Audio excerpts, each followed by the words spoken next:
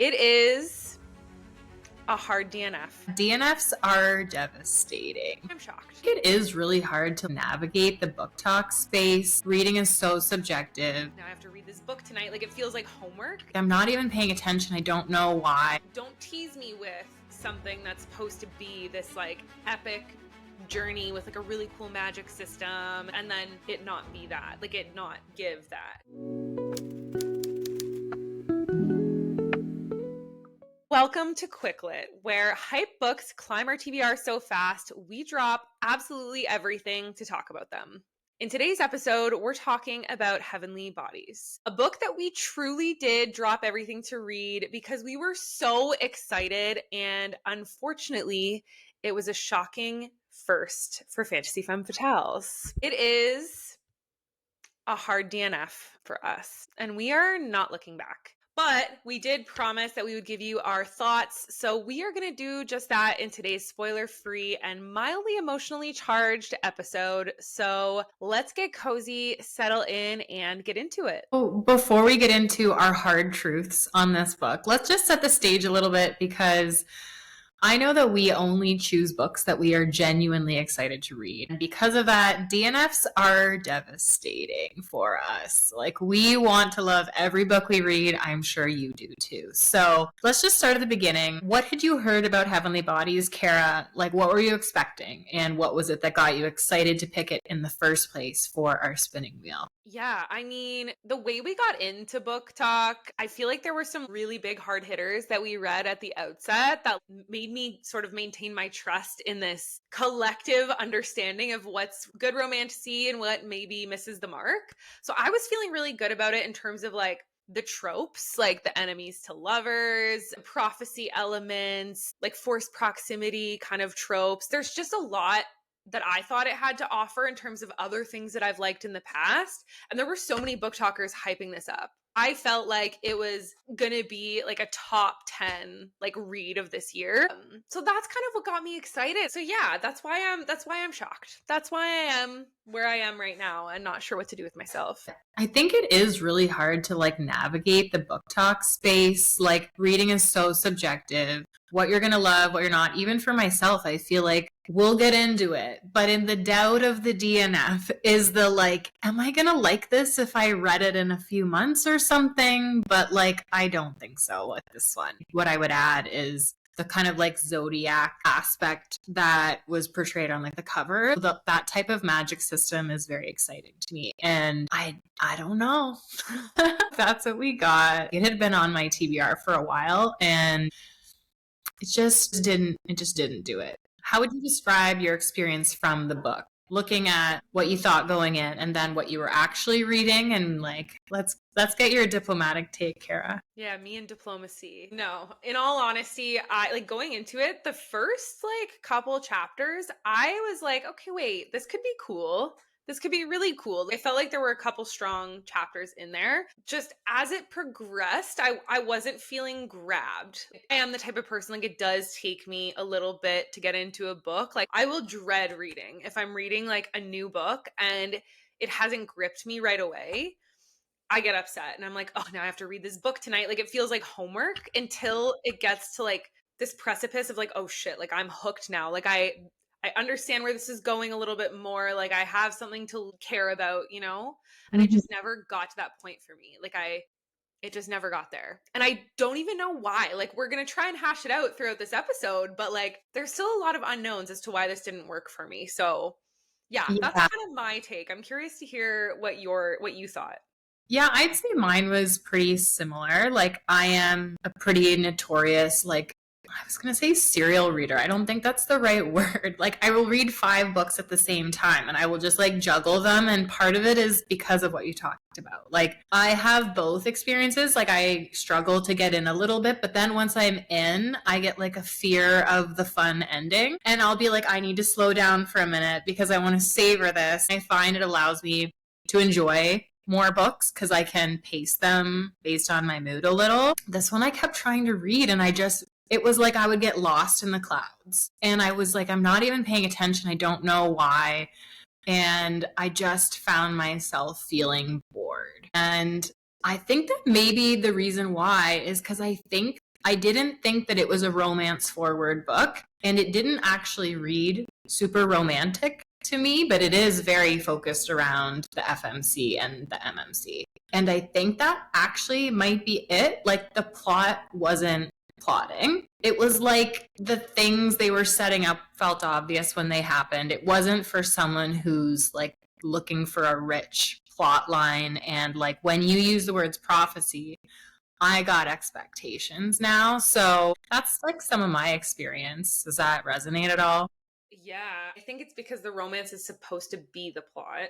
But Yeah. even that, I was like, I'm not feeling it. Like I wasn't into them. I wasn't into them. And like, listen, I'm not above reading romance forward books. I definitely do. Like 100%. I'm not just looking for plot. But don't tease me with something that's supposed to be this like epic journey with like a really cool magic system and like enemies to lovers, and then it not be that, like it not give that. And that's kind of what I felt. Like it just felt like someone pulled the wool over my eyes, and I'm like, wait, are we all reading the same book? Like, I don't think we are. Like, Right. It was like non-committed, not committed to either kind of thing. If it's going yeah. to be romance, then you need like pining and like some character development, and like we need to get them. They felt very surface level to me. Yes. And then the plot, it was just like we were being told there's this prophecy. Something I really don't like in books is when they plant ideas and then like it feels like intentionally withhold information. They will tell you the half of an idea. They're like, well, there's this prophecy and there's this star, and like I know this thing about the rest of the prophecy that no one else knows. I don't find that fun. Why don't you just tell the people and then you'll use the information for however this plot's supposed to move forward? But now I have to sit here with this information knowing it's not going to be used when it's apparently important.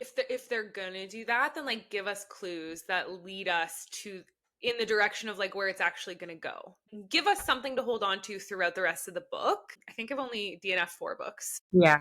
We've been lucky so far, Sarah. It's a life skill I'm working on, because I just feel like I always think there's a chance, like especially with a first book, I always give more grace to a first book. There's a real chance that like you're gonna pull an ACOTAR on me here, and like it's gonna be worth the wait, and like things are gonna really evolve, and the series is gonna turn into something much bigger. And so I like to see it through, but when I get to A, I really don't care. I wouldn't care if the main character died. It's like, I don't know. That's really not a good use of my time when we have like hundreds of books that we want to read. Yeah, and like there's clearly a lot that we want to dish on. Like we're getting right into it here. So I think it's fair to like take a step back and let people know how and why did we DNF this? How did we come to this conclusion? So after a very thoughtful and supportive back and forth text chain, we both ended up feeling okay about it, knowing that we are not DNFers. Like that's a big deal. That's a big deal. Let's talk about all of the why. And I do want to just say too, we're going to be as respectful as possible. These are our opinions. This is a highly rated book. I just looked on Goodreads. There was like 5% of the reviews were less than 2 stars. So it's our opinion. Doesn't mean that you won't love it or that you shouldn't give it a go, but just wanted to candidly share our experience. We never want to do the spinning wheel and then pretend to hype a book if we don't like it. So just know that we're being honest with you through this no matter what. And with that said, I'd love to hear, Sarah. I know we've talked a little bit about like what the book didn't do for us, what we would hope that it would do, but I'm curious what the breaking point was for you and what made you send me a message and be like, I don't know anymore, Kara. Well, I think I knew you were ahead of me in the book. So I was like, I'm going to try to get to where Kara's at, and then we can make a similar judgment call. I mean, I really wasn't thinking we were going to DNF it. Even when we were going back and forth earlier in the book, we were like, no, like it's okay. Like it's not blowing our minds, but like we can see it through. But I think there were a couple kind of key events that occurred that just told me maybe this writing style isn't for me. Maybe just this story isn't for me. Maybe the timing is wrong. Like I always just think that's a possibility, but I just didn't care. Was ultimately like what it came down to, that I didn't care. And at like 40%, if I don't really know at all where the story's going, aside from a touch her and die trope and a enemies to lovers that doesn't really feel enemies to lovers, it's just not enough when we have an entire spinning wheel of books and then a shitload of other books we really want to read. So that, I think that was the point, that it was like, I've just felt this way a number of times now. I think we need to have a chat. What about you? I think around the area that you were at is when I started to be like, ooh, and I think I messaged you about it and I was like, hey, like, where are you at? I felt like it was dragging, but I also have felt this way multiple times. And I'm like, I don't know if I'm like being crazy or not, because like this book, like I said, it's so highly rated. I'm like you said, maybe it's just like a timing thing. Maybe I'm just not into it. Maybe it's summer. Like, I don't know why it's not hitting. Mm-hmm.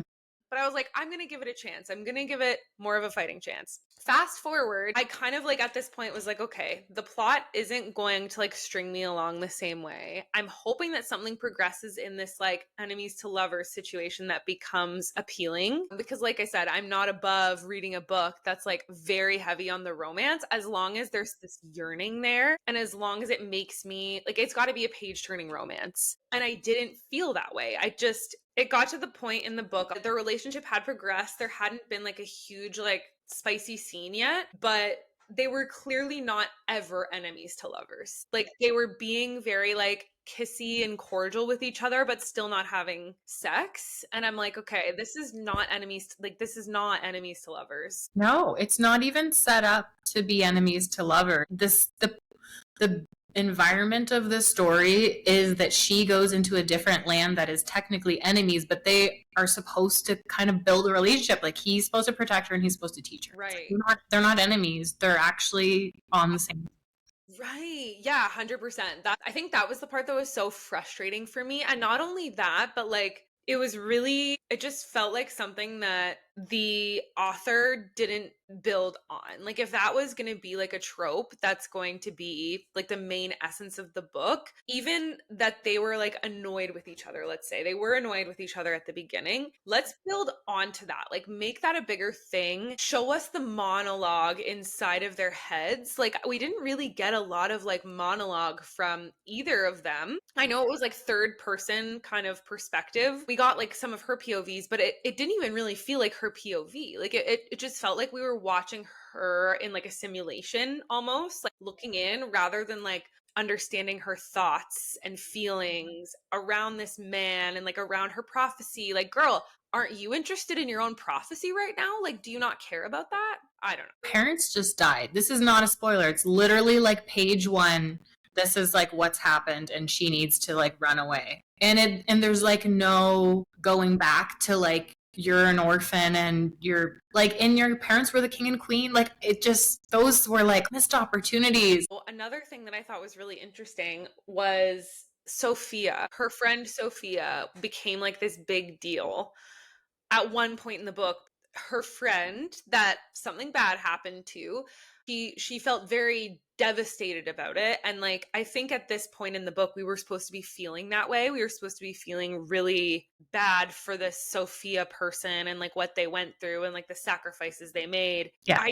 I wasn't there. I wasn't with it. I didn't feel that way. What was missing, I think, for me was like the emotions behind what's happening. I think we were just supposed to feel those ways rather than, I think for this book to be a hit, you have to make me believe it. You know what I mean? Yeah, it lacked a lot of substance. Like, and I don't want to sound mean, but that was my experience of it, is that the ideas here are interesting. The way that you've put these two characters together are interesting. The plot point with like the friend and the other characters that got brought in. I think that is where I will DNF a book more often, is actually will see a book that I don't like as much through if I just know that's what it is from the beginning. And I'm like, I can put you in that box and you're just like a light. I don't need to pay 100% attention as I read this book. But when I feel like there's some real potential and it just doesn't land and it doesn't have the depth, I really struggle to read it because I just want all those things and I'm not getting them. And that's my subjective experience, but it just leaves me sad. It makes me sad too. And like this book has been compared to an ACOTAR meets Zodiac Academy vibe.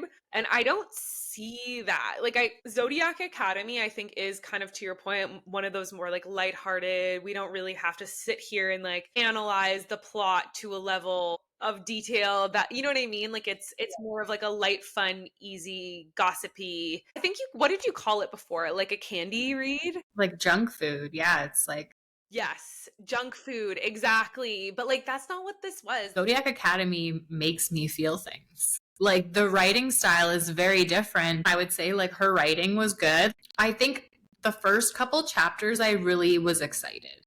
I really liked how they set it up. I thought there was so much potential. I keep thinking back to those first couple chapters, and my impression from those chapters was that it was like a richer story and like there was prophecy. And so I just had this mindset of like, I got to be in the right space to take in this information. And then it just was not that. I think one thing when you were just talking, you were saying how it was set up as this enemies to lovers, and it clearly wasn't that. I rarely see a book promoted on BookTok anymore. I'm not talking about influencers. I'm talking like authors, PR companies, like all of that. And where there is not a reference to an enemies to lovers trope. Like, can we just stop? Can we stop? Like, it's not helping. Like, I don't know why every book has to be an enemies to lovers romance trope when you're not giving us that. Like, it's just not working. It doesn't serve you anyway. If they had packaged the story differently, maybe we would have had a different experience. But also maybe you're forcing a trope you think is super popular into the story and then it's not feeling natural. Yeah, that was the other thing. I felt like this was like just like a very trope heavy book. It felt very much like, let's just throw in all of these like different ideas and just see what sticks. But I agree with you. That could have been totally left out, and I think maybe the romance would have hit a little bit better. But I was expecting like serious enemies, like I'm seething, like I hate you, never keep type shit. And we did not, like this was like a friends to lovers situation. This was just like, actually, dare I say, this was insta love. This was insta love. Kind of, yeah. Like they were just both grumpy. That's how I feel. Is like you just are like kind of grumpy, arrogant, like highborn people who are like told to not like each other. So you go in with that and then it crumbles in seconds, like literally. What do you think would have improved your reading experience? The marketing around it, being clearer about the type of book that it is, that it's more romance forward than it is plot forward, like fantasy forward. It skews more romance, in my opinion, than the romantasy books that we read that have a more equal balance. So I would just say market that way. I think that I just always want more actual prophecy. And if you're going to call something Heavenly Bodies and you're going to cover it in like the zodiacs and have like a glossary, like my expectations were set that you weren't going to just like have a scene where you just like introduced a bunch of gods. And I'm like, oh, that's the gist of the magic system. Like, that's kind of lukewarm, in my opinion. What would have improved it for me, I think, was just a little bit more thoughtfulness around like the magic system. We never got this romance to like a beautiful arc that like comes up into like this peak and then comes down. It wasn't this explosive romance spark relationship between the two of them. I never once felt that. Like there might have been like cute parts with them flirting. I needed a lot more than that to hang on. More magic system, more world building. And then secondly, if you're not going to give me any of that, let's build this romance into this enemies to lovers trope that it's been promoted as. So that's our thoughts on that. That's all we have to say about that. With that said, I do think there is an audience for this book. So I think it's important for us to have that in mind, that obviously this didn't work for us, but it was clearly loved by many and it was hyped enough to land on our list. So that says something. So Kara, who do you think would enjoy this book? Who would you recommend it to? Yeah, I think if you go into it not knowing how hyped it is, like, which might be hard, but if you're like, oh, like this is a book that was recommended to me by one person, instead of, seeing a million book talkers talk about it and seeing it sensationalized, I think that would help make this book what it needs to be for you, I guess, if that's how I can describe it, because I think we went in with really high expectations. We thought this was going to be a banger and it was just too overhyped for us to like feel that. I also think, to your point, Sarah, like it is more romance forward. So if that's something that you're interested in and you're okay with not having a lot of that world building and magic system development that you would typically be used to in a romantasy, it's probably something that you would enjoy. I would add, if someone was curious about like the romantasy space and they typically read more lighter contemporary romance, like it would be a good one to just kind of like dip your toes in and feel out what that fantasy layer feels like in a book if that's not really your comfort zone. I do think that knowing our taste and now having experienced this book, I would never recommend this book to us, obviously. But also like we like deeper, more complex books. So I completely understand why this is not a fit for us. And I think there's a lot of people who haven't read Brandon Sanderson and Tolkien and like the full ends of the spectrum that could jump into this and have this be a good like entryway into all the other books that are out there. People who might want to pass on this book, I would say someone who is like looking for that more complex magic system, a fantasy world, something that they can get fully immersed in. I personally don't think that you're going to get that from this book. So I think someone who gears themselves more toward the fantasy side of things, a more complex story. Certainly someone who just is like not that keen on a romance plot, I think would definitely want to pass on this one. There were a lot of things in this book that I thought, okay, maybe we're going to get like little crumbs of this prophecy. Like, I think it's called a puzzle box book or a mystery box book, where it's like there's some sort of thing that needs to be uncovered, in this case, a prophecy. This was the case for Carrie Lake's Anathema.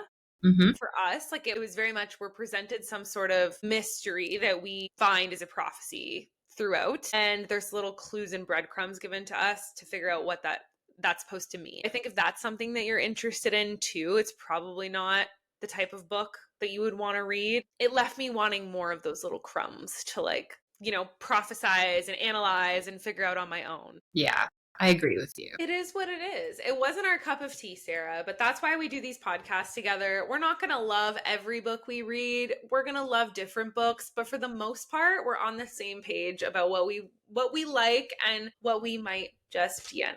So, yeah, I probably would have finished it if I was reading it on my own, because I wouldn't have had I just would have been too wishy-washy about it. I'm so glad that you felt the same way though, because I actually was gaslighting myself. I was like, no, it's probably just me. Everyone loves this book.